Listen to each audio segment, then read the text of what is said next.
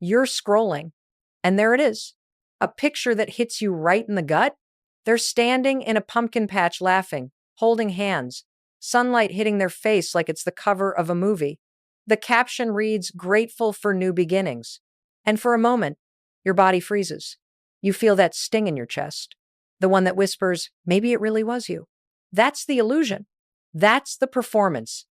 That's the pumpkin patch effect. See, when a narcissist loses control, they don't look inward, they stage outward. They grab the nearest camera, the nearest crowd, the nearest new person to stand next to, and they perform. Because for them, peace isn't a feeling, it's a facade. And you, the one who gave your heart, your patience, your empathy, you're left staring at a screen that lies. A screen that says, look how happy I am without you. But what it's really saying is, look how terrified I am to face myself. Let me tell you something. That picture isn't proof of healing. It's a cry for validation. It's a mask painted with pixels and filters meant to make you question your worth all over again. And you know why it works? Because you have something they don't: conscience, empathy, a heart that still feels. You're wired to believe that smiles mean joy and that love means truth. So you see their staged happiness, and your mind starts building stories that aren't real. But I need you to hear me, and not just with your ears, but with your spine. What you're seeing isn't reality. It's recovery theater. The narcissist posts to control the narrative. They post to say, I'm fine, because the silence terrifies them. The stillness exposes them. The absence of your attention feels like death to their ego. So they fill it with noise, bright, curated, picture-perfect noise. But here's the secret: they can't hide behind that smile. Illusion takes energy. It takes effort. And effort always cracks. Every performance eventually collapses under the weight of truth. Every false story runs out of audience. Every staged photo fades into what it always was: desperation dressed up as happiness. So if your heart aches when you see that picture, take a breath. Count it down with me. 5, 4, 3, 2, 1. And remember, you're not looking at joy. You're looking at fear wearing a filter. This isn't your failure. It's their illusion. And the moment you stop believing the performance, you take your power back. Because the pumpkin patch effect doesn't just reveal them. It awakens you. Let's talk about why they do it. Because once you understand the psychology behind the performance, you stop falling for the play. When a narcissist loses control, they experience something most people will never understand: an ego collapse. To you, a breakup, a boundary, or a moment of silence feels sad, maybe painful. But to them, it feels like annihilation, because their sense of worth doesn't live inside them. It lives in the eyes of everyone watching. That's the fuel attention, validation, applause. If they're not being adored, they're being erased. So when the applause stops, when you stop texting, stop reacting, stop believing, their panic begins. And that's when they reach for the mask, the smile, the stage. They curate an image so spotless, so glowing, that it tells the world, see, I'm fine, better than ever, happier without them. But here's the truth. That post isn't peace. It's panic in disguise. It's not a celebration. It's CPR for a dying ego. They post not because they're healed, but because they're hollow. They need to fill the silence with noise, photos, captions, new people, new stories, anything that says, don't look too close. You know what's underneath all of that? Shame. Deep, corrosive shame that whispers, you're not enough unless someone's watching. And that's the tragedy of the narcissist. They've built an entire identity on admiration, not authenticity. They don't want healing. Healing means facing the mirror. They want control.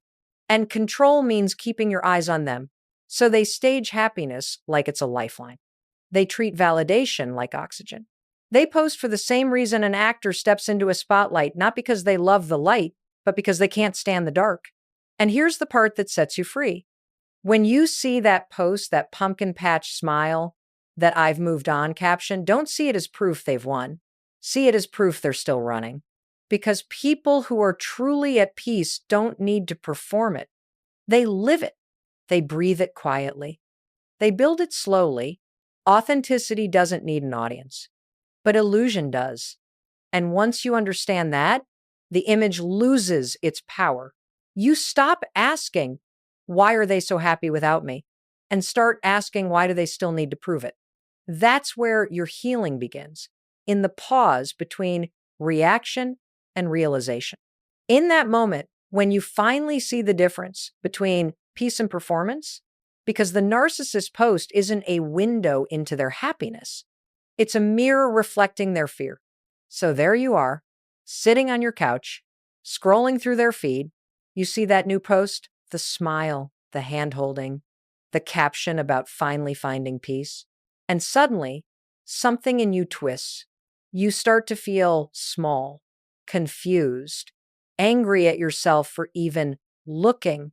You whisper, maybe I was too harsh. Maybe they really did change. And just like that, you're back in the trap. That's the moment it happens, not in the photo, but in the space between your heart and your logic. Because your brain, your beautiful, empathic brain, wants to make sense of what it sees. It remembers the version of them that felt real. It overlays those old memories onto that new image. And before you know it, your mind has written a story that ends with you being wrong. That's not intuition. That's manipulation residue. You've been conditioned to doubt your own perception, trained to question what you know in your bones just because their story looks shinier. And listen, that's not your weakness. That's what happens when someone chips away at your confidence, one gaslight at a time. But here's the truth. Healing starts the second you stop fighting the illusion and start grounding in the present. This is where I want you to use the 5-second rule. When that moment hits, when your stomach drops and your mind starts spinning, count with me. Fem, fire, tree, two, and stop. You flip your phone face down. You breathe.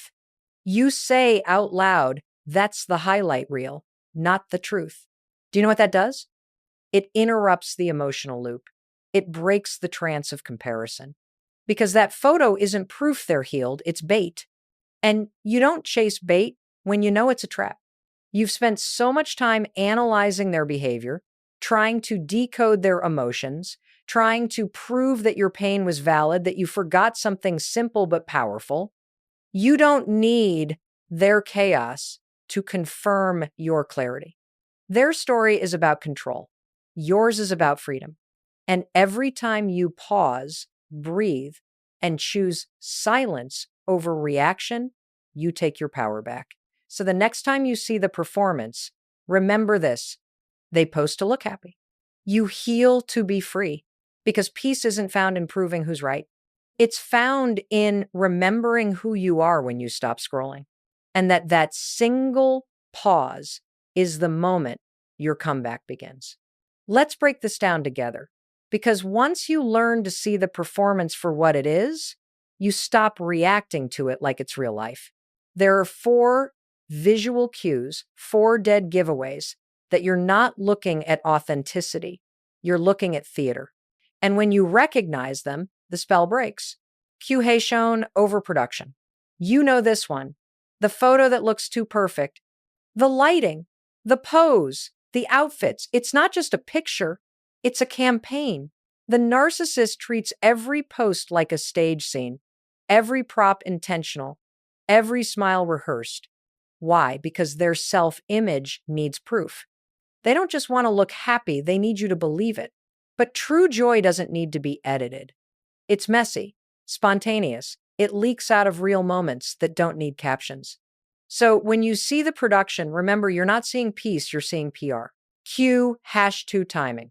Ever notice when the posts come out? It's never random. It's right after something big, a breakup, an argument, a boundary you finally held. The timing is the message. It's their way of saying, see, I'm fine without you. See, I've already moved on. That's not coincidence. That's control. They're using timing like a weapon, turning healing into competition. But here's the truth. Authentic people don't schedule their peace for performance. They live it quietly, consistently, even when no one's watching. So when you see that suspiciously well-timed happiness, just say to yourself, ah, there it is, control disguised as content. Q hash, 3, rehearsed intimacy. You can spot this one instantly once you know it. The body language is stiff, the laughter looks forced, the connection feels hollow. It's too perfect to be real because narcissists don't connect, they perform connection. They study emotional cues like lines in a script, copying warmth without feeling it. That's why their affection looks exaggerated, too loud, too polished, too public, because they're not sharing love. They're broadcasting it. When you see a post that screams, "Look how in love we are," remember this. Real intimacy whispers. It doesn't shout. Q hash 4, narrative proof. This one's my favorite because it's so revealing. It's the caption that tells the whole world a story about transformation, redemption, or new beginnings. It sounds like closure, but listen closely. Every word is a performance designed to control the narrative. Phrases like finally free, or never been happier, or grateful for the lesson, they sound empowering, but they're really just justification. They're not sharing truth, they're defending image. Because here's the thing, authentic people don't explain their piece. They live it, quietly, privately. So when you see the post, the overproduction, the timing, the forced affection, the justification, don't question your worth. Recognize the pattern. The performance isn't about you. It's about them trying not to collapse. And the moment you can name it, you remove its power. You stop being the audience. You step into awareness. And awareness is freedom because you can't be fooled by what you can clearly see. And once you see through the illusion, you stop mistaking performance for proof. Let's talk about what's really happening in your brain when you see that staged post. Because this isn't just emotional, it's chemical. You're not weak, you're wired. Every time you scroll, every time you see a smiling face or a happy couple, your brain releases a hit of dopamine. It's the same chemical that lights up when you eat chocolate or win a game. That tiny spike feels good until it crashes. And when the crash comes, your brain goes searching for another hit. That's why you scroll again. That's why you peek again. That's why you keep checking for updates even when you swore you were done. You're not addicted to them. You're addicted to the emotional roller coaster they built. Now, here's the kicker. Narcissists understand this loop instinctively. They feed it. They know that every post triggers curiosity, jealousy, comparison. They know your brain will light up even if it hurts. And that's the hook. They stay in control by keeping you chemically tethered to their chaos. But here's where the power shifts. Once you know the science, you can hack the loop. That's where the 5-second rule comes in. And listen to me carefully because this is more than a slogan. When you feel that impulse to check, to peek, to spiral, you count it down. Fem, fire, tray, 2, at stop. That pause rewires your brain.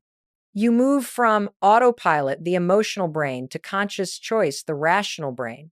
That's the power of interruption. It's the neuroscience of freedom. And here's what's even more fascinating. Mirror neurons. Your brain has these incredible little cells that mirror what you see. When you watch someone smile, your brain lights up the same way as if you were smiling yourself. It's empathy, it's connection, it's human. But when the image you're mirroring is fake, when it's performance instead of authenticity, your brain still reacts as if it's real. You feel what they want you to feel, even though none of it is true. That's why the pumpkin patch effect works. It's not about what's real, it's about what looks real. And your brain can't tell the difference unless you train it to. So how do you train it? You pause, you breathe, you label it. You say out loud, "This is illusion." That one sentence breaks the spell. It tells your nervous system, I'm safe. I'm not in their story anymore.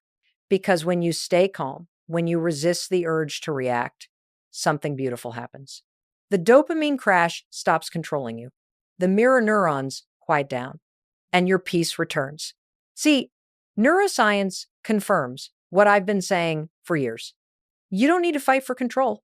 You need to reclaim your focus because the truth doesn't shout, it waits. And the moment you stop feeding the illusion, your brain and your heart start to heal. All right, now that you understand the illusion, the performance, and even the science behind it, it's time to talk about what you can do. Because awareness without action is just more rumination. You can't stop the narcissist from posting. You can't stop them from performing. But you can stop letting their performance dictate your peace. And that starts with what I call the reality checklist. It's simple, it's quick, and it's powerful because it brings you out of their illusion and back into your truth. Here's how it works. You only need 4 lines. Step 1, write the trigger. When something stirs you, a post, a message, a memory, grab your journal or your phone and write down exactly what you saw. Example, he posted a photo with her at dinner. That's it. No judgment, no story, just the fact. Why? Because facts ground you. Facts pull you out of fantasy and into clarity. The illusion lives in the story, but freedom lives in the truth. Step 2, write the feeling. Next line, what did it make me feel? Maybe it's anger. Maybe it's sadness.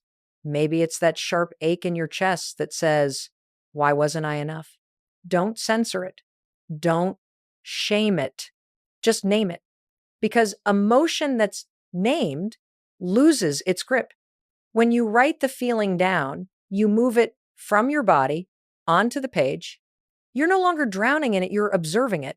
Step 3, write one fact you actually know. This one changes everything. Ask yourself, what do I know for sure?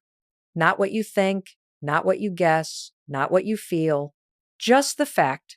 Maybe it's he lies often, or she always posts after conflict, or even I've seen this pattern before. That line becomes your anchor. Because when the story starts spinning in your head, you come back to that one truth. That's your reality. Step 4, write one thing you can control. Now, the final line, the one that puts your power back where it belongs. Ask, what can I control right now? Maybe it's putting the phone down. Maybe it's going for a walk. Maybe it's unfollowing, muting, blocking, not out of spite, but out of self-respect. Because control isn't about changing them. It's about managing your own energy. And when you write that last line, when you choose one action rooted in peace, your brain gets the message. I'm back in charge. Here's what's beautiful about this practice. It's not just journaling. It's retraining your nervous system. Each time you use it, you teach your mind to separate reality from reaction. You remind yourself that their illusion doesn't get to define your worth because your peace doesn't live in their story. It lives in your habits, in those small, grounded, repeatable choices that tell your brain, I'm safe, I'm focused, I'm free. So the next time you feel that pull the scroll, the sting, the spiral, I want you to grab your reality checklist and write the 4 lines. You'll feel the shift immediately. The noise quiets, the clarity returns, and the power moves back to where it always belonged to you. Now, let's talk about how to see their performance differently. Because once you reframe it, once you understand what's really going on, you'll never take their show personally again. See, when you stop being their audience, the illusion starts to die. A narcissist's entire world depends on perception. Your perception, they need your attention like oxygen. They need you to watch the show, to react, to feel something. Because if you feel something, they still matter. But here's the powerful truth. When you stop reacting, when you stop participating, when you finally see it as theater, the performance collapses. You've heard me say it before, control only exists where your attention goes. And a narcissist doesn't crave love. They crave control. They use the show to keep you guessing, to keep you hoping, to keep you watching. But what if, instead of getting angry, you got curious? What if, instead of asking, why are they doing this, you asked, what does this tell me about them? Because that shift, that one small question moves you from victim to observer. You stop living inside their story and you start seeing it from above. You see the pattern, not the pain. You see the fear beneath the smile. You see the loneliness behind the caption. And suddenly, the show isn't captivating anymore. It's sad, it's predictable, it's exhausting, and it's not yours to fix. Here's something most people never realize. They post because they're terrified of silence. They perform because stillness feels like death to their ego. When no one's watching, the truth creeps in, the truth they've spent their entire lives avoiding. So they keep performing because the noise is easier than the mirror. And you, the one who's finally stepping out of that story, you get to do something radical. You get to let go. You don't have to expose them. You don't have to prove anything. You don't even have to hate them. You just have to stop buying tickets to the show, because every view, every scroll, every moment you spend trying to decode them is another encore performance for their ego. But when you choose silence, when you choose peace over proof, you take away the only thing they can't live without your attention. And that's when the true balance of power shifts. They lose control and you regain clarity. They spiral deeper into the illusion and you rise higher into truth. So the next time you see the pumpkin patch, the fake smile, the finally free caption, "Don't roll your eyes," smile quietly. Because you know what it really is? It's not joy. It's not growth. It's a cover-up. And their illusion isn't your business anymore. Because while they're still acting, you're finally living. You've seen the illusion. You've learned the psychology. You've reclaimed your focus. Now it's time for the most important part, building your peace plan. Because peace doesn't arrive by accident. It's not something you stumble into once the narcissist disappears. Peace is a practice. And if you want to keep it, you have to build it every single day. So I want to give you 3 anchors, 3 simple things you can do to hold on to your calm when the old patterns start calling your name. Anchor, hey, Sean, the 5-second pause. This is your first line of defense. When the trigger hits a photo, a memory, a name, a dream, you don't react. You count. Fem, fire, 3, 2, et, pausa. That countdown is your bridge from emotional chaos to conscious choice. It tells your body, I'm safe. It tells your brain, we're not going back there. That one pause, 5 seconds of awareness, is how you stop spiraling and start steering. Every time you do it, you strengthen a new pathway in your mind, one that leads you toward peace instead of panic, because your brain follows what you practice. Anchor, #2, the morning mirror high five. You've heard me say it before, this tiny habit changes lives. Every morning, before the world gets loud, go to your mirror, look yourself in the eye, and give that reflection a high five. I know it sounds simple, but here's what it does. It rebuilds self-trust. It tells your nervous system, I'm on my own team again. You're retraining your brain to associate your reflection, the same one that's seen tears, doubt, exhaustion, with encouragement. You replace self-criticism with self-connection. And you start to realize something powerful. You never needed their validation. You needed your own. That high five isn't arrogance. It's alignment. It's the daily reminder that your worth is not up for negotiation. Anchor, #3, the nightly truth sentence. Before you go to bed, I want you to say one line out loud. I don't need to be seen to be safe. That's your declaration. Because narcissists live for visibility. They survive on eyes, attention, applause, but you build safety in silence. You build strength in solitude. You build peace in the quiet where no one's watching. When you say that sentence each night, you anchor your identity in truth, not perception. You remind yourself that validation isn't oxygen, it's a habit you can unlearn. These 3 anchors, the pause, the high five, the truth sentence, are your daily armor. They don't make the illusion disappear, but they make it powerless. Because you stop living in reaction and start living in reality. And over time, here's what happens. The posts stop bothering you. The triggers lose their bite. The old story starts to sound boring. You don't need to watch their performance anymore because you're busy starring in your own life, a real one. Because peace isn't found in what you avoid. It's found in what you choose again and again until your nervous system believes it. When the spotlight fades and the show finally ends, there's a moment the narcissist dreads, the silence. No more comments, no more audience, no more applause, just them. And the truth they've been running from. And that's the moment their illusion collapses. Because illusions can't live without attention. They die in quiet. But for you, that same silence, the one they fear, becomes your freedom. You don't need to explain yourself anymore. You don't need to prove your side of the story. You don't need to keep watching their highlight reel, waiting for justice to show up in pixels. Because justice doesn't come through performance. It comes through peace. The pumpkin patch effect, all of it. The posts, the pictures, the captions. It was never about you. It was about them trying to convince themselves that they could outshine truth. And now you see it for what it is, a story that doesn't belong to you. You've walked through the illusion. You've faced the ache.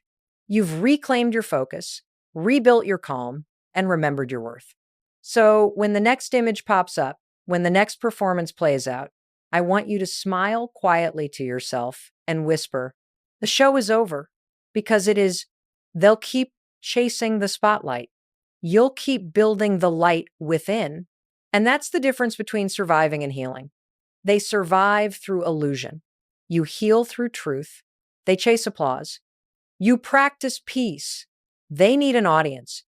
You only need awareness. And when you finally stop giving energy to their performance, something beautiful happens. The noise ends. The chaos dissolves. And all that's left is you, the real you, the grounded you, the peaceful you, and that's who you've been fighting to find all along. So take a breath, count it down with me. One last time. Femme, fire, tray, two at peace. The illusion has ended.